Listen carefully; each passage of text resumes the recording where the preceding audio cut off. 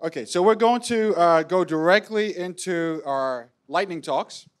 And if we can have our first lightning talk speaker, Nathaniel Houston, if he's ready for his lightning talk, please come up. Good morning, everyone.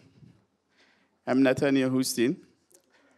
Um, I'm here to give a lightning talk on a topic towards an open data pathway for digital systems that we actually developed. It's an AI kind of system, and we've used it to do some data collection in Sierra Leone. Okay, so towards an open path for digital public goods, a digital health case of Sierra Leone. So this is a country profile. Sierra Leone is about 7.5 million people.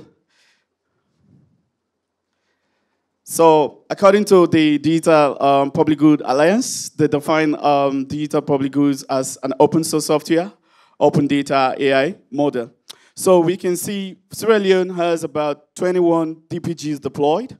And among those DPGs deployed, they have different sectors that they covered in the health sector, in the fintech area, in agri, etc.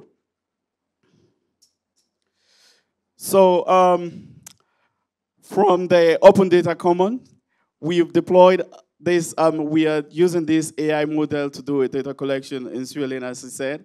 But what we are actually looking at is the requirement that are being set by the DPGA that we need to fulfill for open data, or for our application to be called an open data. These are the different requirement or indicator sets. So the title of this particular research project is Robustness Innovation for Mobile Phone Physiology.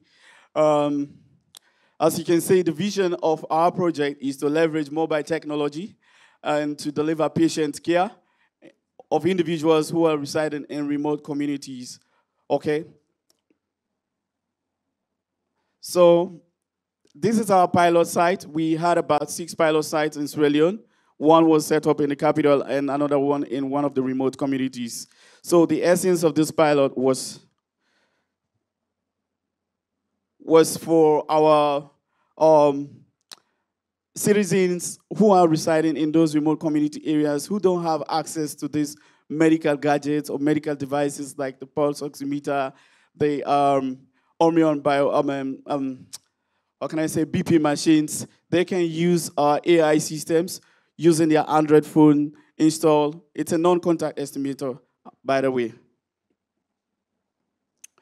So from the research lab to the field deployment, you can see the web link there where you can actually access this particular demo.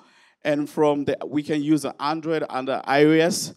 So from the deployment, the data analysis we did, we realized that the orange line of graph that you're seeing demonstrate the robustness of the systems against motion, and the green one, we are the FDA approved ground truth devices that we use. So what we did initially, if I can go back to you can see that there is a pulse oximeter, and we had an Omnion BP machines, which we were actually trying to match with our data collection exercise to see how effective or efficient is our systems, or are our systems. So how the data sets impact the algorithms, as you can see from the collection from university, we have the unbalanced subjects. So the variability in people. Now we run 2 algorithms, the ZFace and the DLib. So from the project site in India and that of Sierra Leone, you can see there is some kind of balance in systems. From the ZFace, you realize that we had about 94.3% for the ZFace, and for the DLib is about 83.46%.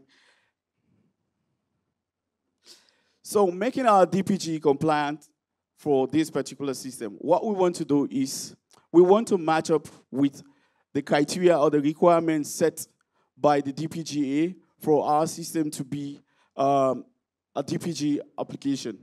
So our key focus here is how are we going to contribute to the Sustainable Development Goal?